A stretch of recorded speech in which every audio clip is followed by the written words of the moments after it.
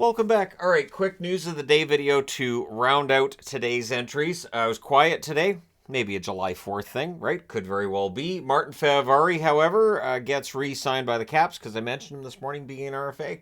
So he signs and he doesn't take the entire cap that was left for Washington either. So Washington's in a better position than some other teams if they want to wheel and deal a little bit as the summer goes along. $2.675 million is the cap hit for Fehervary. It's a 3-year deal.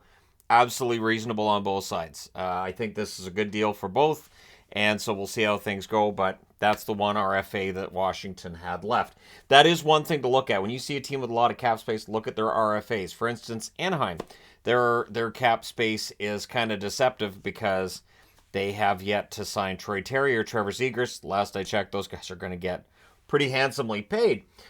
So a couple of signings to talk about as well today. Robert Hagg signs a 1-year deal with the Ducks for $775,000, which is league minimum.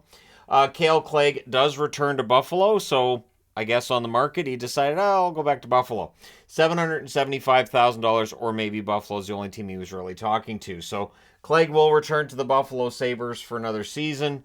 We'll see how things go, of course, for the Sabres. There is some pressure on them this year to make the playoffs.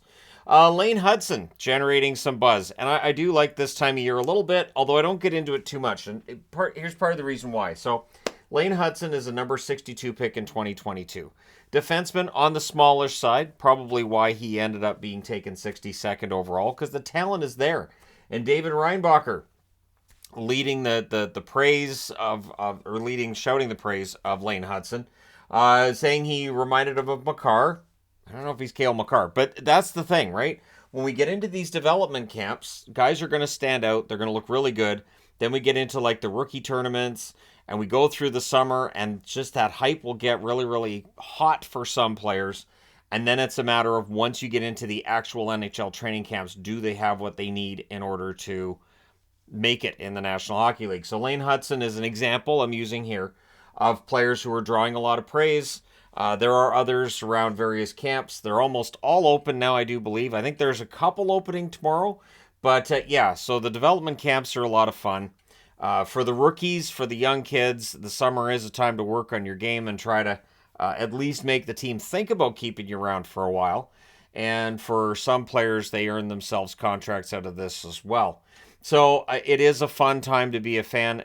Really, hockey is 12 months a year now. The Seattle Kraken, so I've got them on the board for a reason. So we've heard them linked to Karlsson, and I've seen Seattle linked with others. There's a reason. Seattle's in pretty good shape cap-wise. Now, they do have some RFAs of note. You have Vince Dunn. He's going to get paid. Will Borgen and Cale Fleury are not going to get huge amounts of money, right? So they have almost $14.5 million in cap space. Even if Dunn takes, say, 8, they would still have $6.5 million left over.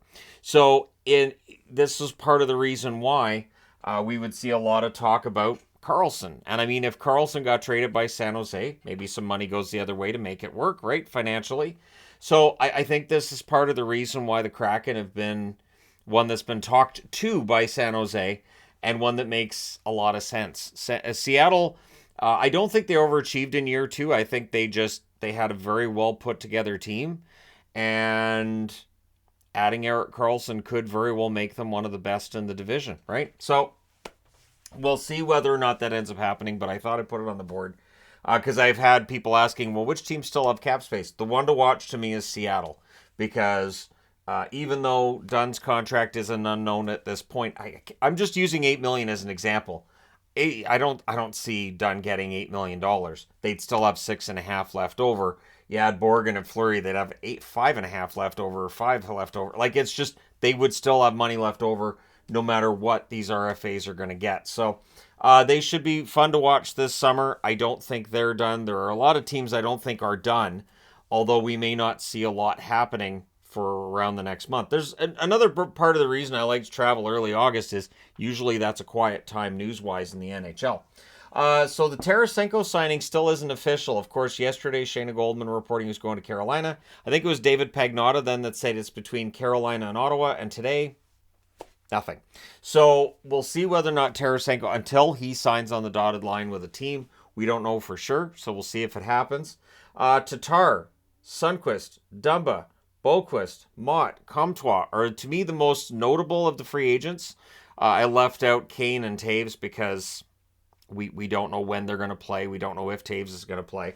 But Tatar is an interesting one. Veteran player, can still play.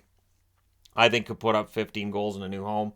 Sundqvist, good. Bottom six forward there. Dumba can play top 4 minutes on your blue line. Boquist is a good fourth liner.